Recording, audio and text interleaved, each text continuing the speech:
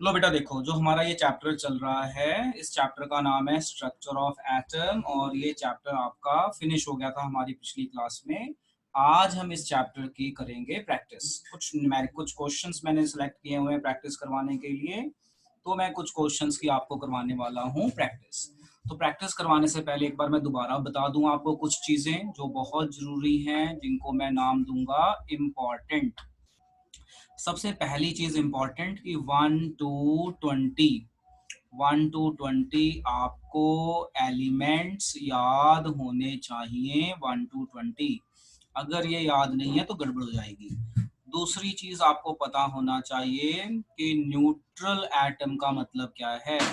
Neutral atom का मतलब है कि electron is equal to proton and it is always equal to atomic number. Keep in mind, symbol लिख दिया मैंने। न्यूट्रल एटम का ये मतलब होता है। अच्छा, तीसरी चीज जो आपको पता होनी चाहिए, कैटायन क्या होता है। कैटायन कैटायन होता है हमारा पॉजिटिव आयंस। जो पॉजिटिव आयंस होते हैं उनको कैटायन कहते हैं, जैसे Ca2+, Na+, एक्सेट्रा, ये कैटायन है। They are form by loss of electron. ये कैसे बनते हैं? Formed by loss of electrons. अब आ जाओ नंबर 4, आपका एनायंस। अब एनायंस मुझे बताने की जरूरत नहीं है, वो आपको पता चल ही गया। एनायंस होते हैं नेगेटिव आयंस। नेगेटिव आयंस में कौन कौन से हो गए? F negative, O-2 etcetera. तो अब यहाँ पे याद रखने वाली चीज है कि जो हमारे कैटायन थे, they are form by loss of electron. तो ये इसमें क्या आएगा? फॉर्म बाय, क्या आएगा? Gain of yes, formed by gain of electrons. ये याद होना बहुत जरूरी है। अगर ये याद नहीं होगा तो आप न्यूमेरिकल्स जो मैं अभी कराने जा रहा हूँ, जो क्वेश्चन इससे रिलेटेड, आप इन क्वेश्चंस को नहीं कर पाएंगे। तो ये कुछ इंपॉर्टेंट चीजें हैं जो आपको पता होनी चाहिए थी, ये मैंने बता दी क्या क्या इंपॉर्टेंट चीजें हैं। न्यूट्रल एटम का मतलब electron is equal to proton is equal to atomic number. तो इस चीज का आप ध्यान रखें। एक चीज और बता देता हूँ, additional point, atomic mass. Atomic mass is equal to proton plus neutron. ये भी पॉइंट आप ध्यान में रखें कि जो एटॉमिक मास है वो क्या होता है? A is equal to P plus N. P मतलब प्रोटॉन, एन मतलब न्यूट्रॉन। अब हम इसके कुछ क्वेश्चंस करते हैं और देखते हैं वो क्या क्वेश्चंस क्या पूछते हैं और क्या आंसर बनते हैं। तो ये रहा हमारा पहला क्वेश्चन जो आपको होमवर्क में दिया था, डिफाइन वैलेंसी। तो वैलेंसी को डिफाइन करना है और उसके बाद take example of silicon and oxygen. तो वैलेंसी जो है, इसकी डेफिनेशन क्या बनेगी वैलेंसी की? अभी आपको पता है। तो वैलेंसी का आएगा, it is the combining capacity. It is the combining capacity of an atom, इसे हम कहते हैं वैलेंसी।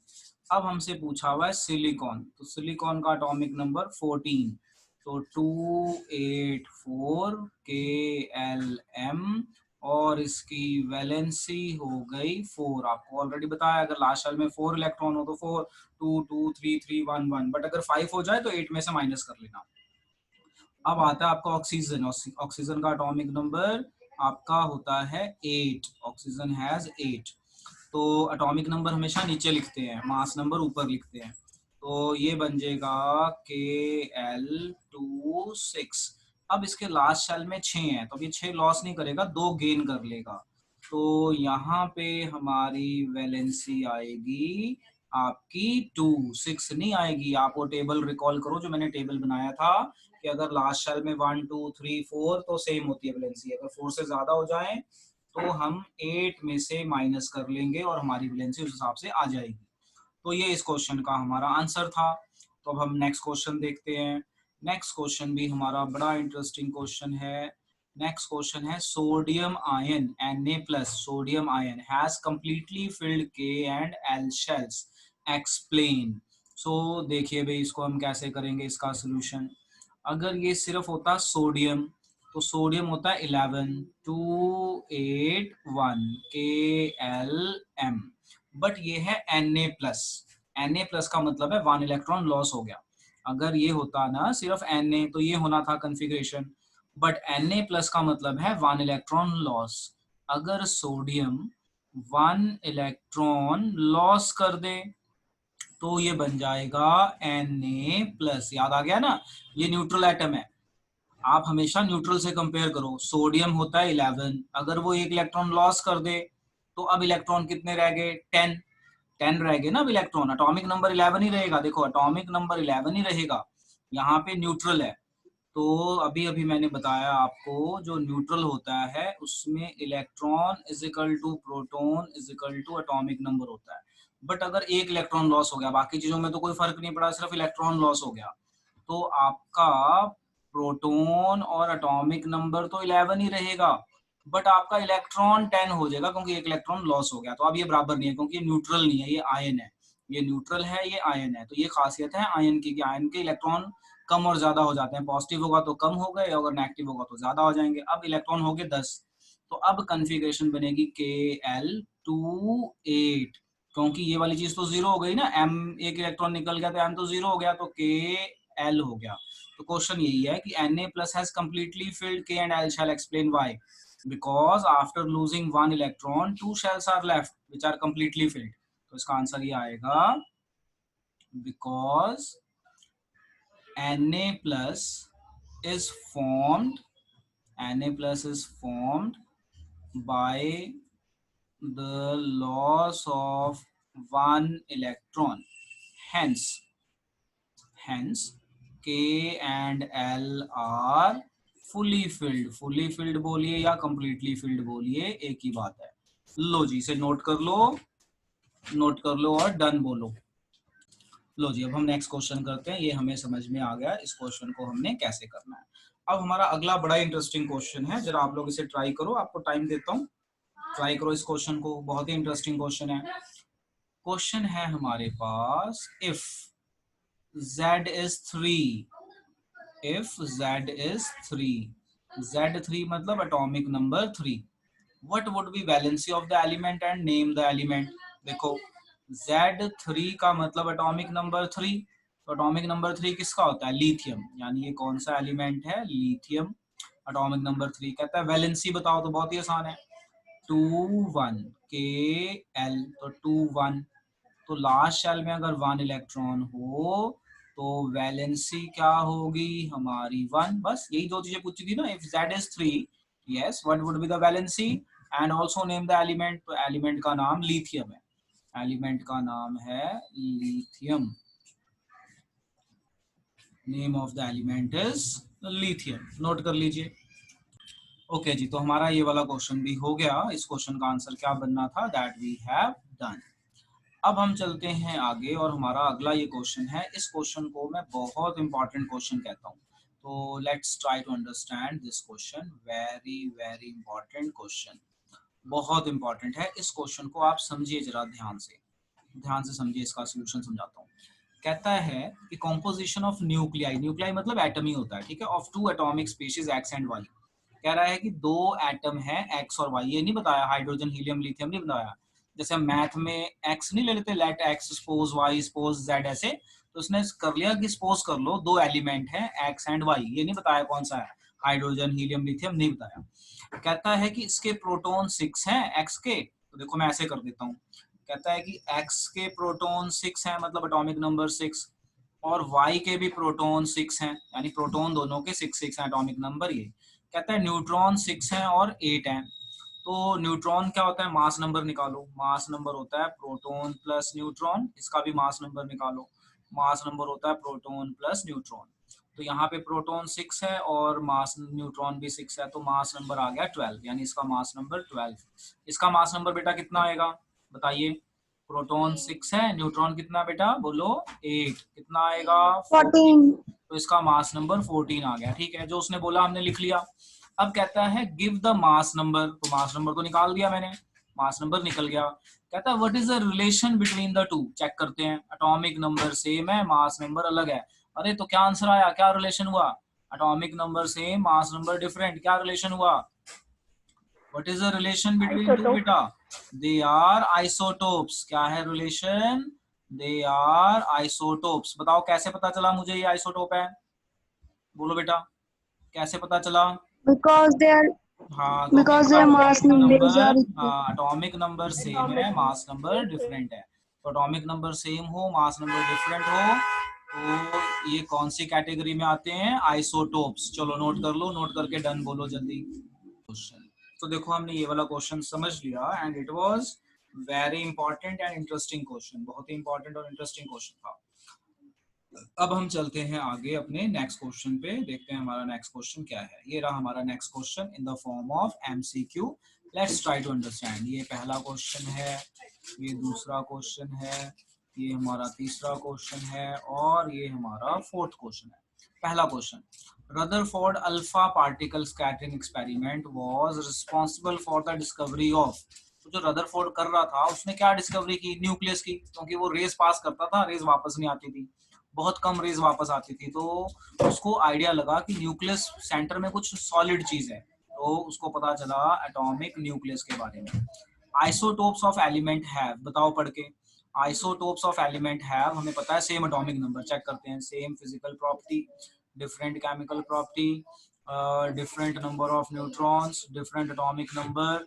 तो इसमें कौन सा सही लग रहा है भाई? डिफरेंट केमिकल प्रॉपर्टी हो नहीं सकती क्योंकि एटॉमिक नंबर सेम है। Different number of neutron, isotope में कहता isotope of element have same physical property. सिर्फ सेम फिजिकल प्रॉपर्टी भी नहीं हो सकती, अलग अलग हो सकती है, जैसे कार्बन डायमंड भी हो सकता है और ग्रेफाइट भी हो सकता है। केमिकल प्रॉपर्टी तो सेम ही होती है, क्योंकि सेम एलिमेंट है, प्रॉपर्टी सेम होगी। सेम नंबर ऑफ न्यूट्रॉन नहीं हो सकता क्योंकि मास नंबर चेंज होगा तो न्यूट्रॉन नहीं हो सकता। ये Different atomic number. ऐसे ही हमने पीछे पढ़ा था ना क्वेश्चन, देखो यहाँ, यहाँ पे आइसोटोप ही तो है, इसका प्रोटॉन सेम था बट न्यूट्रॉन सेम नहीं था, यानी न्यूट्रॉन सेम नहीं हो सकता। तो ये चीज आप याद रख लो कि डिफरेंट नंबर ऑफ न्यूट्रॉन्स, तो have different number of neutrons. Next question, number of valence electron in Cl negative. लो जी देखो, बड़ा इंपॉर्टेंट क्वेश्चन है। अब ये है हमारा Cl नेगेटिव। अगर ये होता Cl, ध्यान से समझना, अगर ये होता Cl तो एटॉमिक नंबर था 70, तो electron is equal to proton is equal to atomic number is equal to 17 हो जाना था। माइनस का मतलब होता है गेन ऑफ वन इलेक्ट्रॉन, है ना। माइनस का मतलब क्या होता है? गेन ऑफ वन इलेक्ट्रॉन, मतलब प्रोटॉन और प्रोटॉन कभी चेंज नहीं होता बट इलेक्ट्रॉन बढ़ गया यहाँ पे। यहाँ पे इलेक्ट्रॉन कितना हो गया? 18। कितना हो गया बेटा इलेक्ट्रॉन? देखो समझ में आया ना, क्योंकि माइनस मतलब गेन ऑफ इलेक्ट्रॉन। ये कैसे बनता है? It is form by gain of electron, negative है ना, वन नेगेटिव। तो ये हमने अभी अभी पढ़ा कैसे बनता है ये, formed by gain of electron. तो एक इलेक्ट्रॉन एक नेगेटिव मतलब एक इलेक्ट्रॉन, दो मतलब दो, तो यानी प्रोटॉन और एटॉमिक नंबर तो सेम रहेगा, वो चेंज नहीं होता कभी, बट इलेक्ट्रॉन बढ़ गया। तो पूछा क्या हमसे, कहता है वैलेंस इलेक्ट्रॉन बताओ। तो वैलेंस हो गया 288 KLM, वैलेंसी 0 और वैलेंस 8। तो ऑप्शन चेक करते हैं, तो ये बी ऑप्शन यहाँ पे बैठती है हमारी, तो B option is your answer. तो आई होप ये समझ में आ गया होगा कैसे किया हमने। चलो, तो ये बहुत इंपॉर्टेंट क्वेश्चन है, very very important question, very very important. ये वाला क्वेश्चन देखो, लास्ट वाला, which one of the following is correct electronic configuration of sodium. तो सोडियम का एटॉमिक नंबर बताओ बच्चों, जल्दी बताओ कितना होता है सोडियम का एटॉमिक नंबर? 11। कन्फिगरेशन 281, तो लास्ट शेल में 1 KLM। पूछा क्या हमसे? इलेक्ट्रॉनिक कन्फिगरेशन ही पूछी है, तो 28 गलत, 2821 तो बिल्कुल ही गलत क्योंकि 2 से ज्यादा नहीं हो सकता। 218 ये भी गलत क्योंकि अगर हम अगले शेल पे जा रहे हैं तो पूरा होना चाहिए, डी ऑप्शन सही बैठ रही है। सो डी ऑप्शन इज करेक्ट। लो बेटा इसे देख लो जी, आगे चलते हैं। तो आई होप ये समझ में आ गया होगा। तो थोड़ा सा सोचने वाला है 9th लेवल पे, बट जब आप जैसे ही +1 वगैरह में जाओगे ना तो बहुत आसान लगेगा आपको। अभी आप जस्ट सीख रहे हो तो कुछ बच्चों को मुश्किल लगेगा क्योंकि बेसिक्स आपने याद करने हैं। एक बार बेसिक्स याद हो गए तो फिर ये इजीली हो जाते हैं, बेसिक ना करो तो गड़बड़ हो जाता है। अब आप देखो ये क्वेश्चन, इस क्वेश्चन में जहां जहां पे डैश है ना, इसे फुल करके दिखाओ अपने आप और मुझे आंसर बताओ। I am giving you let us से 2 मिनट्स, आपको मैं 2 मिनट देता हूँ। आप इस 2 मिनट में इस टेबल को देखो, जहां जहां पे डैश है ना उसको फुल कर दो और मुझे बताओ क्या आंसर आएगा। लो बेटा देखो ये क्वेश्चन कैसे होना था। तो ये हमारा चैप्टर 4 स्ट्रक्चर ऑफ एटम का क्वेश्चन है। तो अब इसको करते हैं फिर आप लोगों को फ्री करते हैं। तो देखो क्वेश्चन नंबर 1, इसके कई सेक्शन है। इसका हम करते हैं पार्ट 1 सबसे पहले। तो कलर ले लेता हूँ रेड। Atomic number 9, neutron 10। तो ये ऐड कर लो, क्योंकि देखो हमारे तो फॉर्मूला यूज होने वाला, क्या यूज होने वाला है कि अगर एटम न्यूट्रल है तो proton is always equal to atomic number and also equal to electron अगर न्यूट्रल एटम। अगर एटम क्या है, न्यूट्रल। न्यूट्रल नहीं है तो आपको पता है फिर क्या होगा, and atomic mass is equal to proton plus neutron. यही फॉर्मूला यूज हो रहा है, बस यही दो फॉर्मूले लग रहे हैं, चलते हैं। तो ये रहा एटॉमिक नंबर प्रोटॉन होता है तो, और ये न्यूट्रॉन। तो एटॉमिक नंबर आपका ये है 9, तो प्रोटॉन 9। अच्छा ये कलर विजिबल नहीं है, let me change the colour. तो I will use the other colour, I will use blue colour. So I'm using this color 9। तो 9 और 10 19, और यहाँ पे इलेक्ट्रॉन न्यूट्रल है तो ये भी 19। तो आपका एटॉमिक नंबर 9 मतलब फ्लोरीन। फ्लोरीन फुल फॉर्म लिख लेना अपने आप। अब ये है 16 और 32, तो न्यूट्रॉन आ जाएंगे माइनस करके 16, और प्रोटॉन आपके 16 ही रहेंगे, न्यूट्रल एटम है। इलेक्ट्रॉन भी आपके 16 रहेंगे, न्यूट्रल है। सल्फर उसने लिख ही दिया। अब आ जाओ यहाँ पे 12 और ये 24 है मास नंबर, तो माइनस कर लो। न्यूट्रॉन 12, जितना एटॉमिक नंबर उतना प्रोटॉन। ऊपर लिखा हुआ ये मैंने, जितना एटॉमिक नंबर उतना ही आपका प्रोटॉन होता है। अगर न्यूट्रल है तो इलेक्ट्रॉन भी बराबर होता है, तो न्यूट्रल ही है मोस्टली। अब ये आ गया इलेक्ट्रॉन भी आपका 12 भी आएगा, और 12 होता है आपका मैग्नीशियम। अब आ जाते हैं यहाँ पे। अब यहाँ पे क्वेश्चन है हमारा 2 1, यानी प्रोटॉन 1 और मास नंबर 2। तो मास नंबर 2 कब आएगा, जब ये 1 होगा तभी 2 आएगा ना, तो ये 1। और इधर एटॉमिक नंबर 1 दिया ही हुआ है, प्रोटॉन 1 तो एटॉमिक नंबर 1। अब इलेक्ट्रॉन भी फिर हमारा 1 हो जाता है, और हाइड्रोजन हो गया। हाइड्रोजन, हाइड्रोजन कौन सा, 1 1 वाला, एटॉमिक नंबर 1 मास नंबर 1 वाला। अब ये वाला जो क्वेश्चन है ना लास्ट वाला, ये थोड़ा सा अलग तरह का क्वेश्चन है, इसको समझो। यहाँ पे क्या कह रहा है, कह रहा है कि प्रोटॉन 1 न्यूट्रॉन 1 यानी मास नंबर 1 हो गया, बट इलेक्ट्रॉन 0 है, यानी इलेक्ट्रॉन 0 कर दिया इसने। इलेक्ट्रॉन 0 कर दिया तो एटॉमिक नंबर तो 1 ही रहेगा, क्योंकि atomic number is always equal to proton. अब इसने इलेक्ट्रॉन 0 कर दिया, यानी इलेक्ट्रॉन कम हो गया। इलेक्ट्रॉन कम हो गया ना, 0 मतलब एक लॉस हो गया, तो ये बनेगा आपका H+। Hydrogen ion. अब इसको समझो कैसे, देखो कैसे। एटॉमिक नंबर 1 है, तो एटॉमिक नंबर 1 का मतलब 1 हुआ, और मास नंबर भी कहता है 1 है, तो जो उसने बोला वही लिख दिया ना, लास्ट वाला समझा रहा हूँ। इसे मान लेते हैं A, इसे मान लेते हैं B, C, D, F। F part को समझा रहा हूँ, समझो। F पार्ट में कह रहा है एटॉमिक नंबर 1 है, मास नंबर 1 है, लिख दिया। कहता है बट इलेक्ट्रॉन जो है, अगर ये होता न्यूट्रल एटम, तो बस ऐसे करना है आपने। अगर ये न्यूट्रल एटम होता तो proton is equal to atomic number is equal to electron होना था, दैट इज 1। बट ये न्यूट्रल नहीं है, कहता है कि 0 है, इलेक्ट्रॉन 0 है। 0 मतलब लॉस हो गया, एक इलेक्ट्रॉन लॉस हो गया, यानी इलेक्ट्रॉन हो गया 0। इलेक्ट्रॉन 0 होने का मतलब ये न्यूट्रल एटम नहीं है, यानी एटॉमिक नंबर प्रोटॉन के बराबर हो गया, न्यूट्रल एटम नहीं है, तो एक इलेक्ट्रॉन लॉस हो गया। 0 मतलब एक इलेक्ट्रॉन लॉस हो गया ना, तो लॉस हो गया तो H+ बनेगा, हैंस इट इज H+। तो एक लॉस हो गया तो ये बनेगा H+, और H+ को हम कहते हैं कैटायन। तो इसके साथ आपका ये चैप्टर बेटा यहाँ पे खत्म हो जाता है। प्रैक्टिस भी हमने कर ली कुछ सिलेक्टेड। अब आप खूब रिवीजन करो और अपनी बुक से क्वेश्चंस को करेंगे।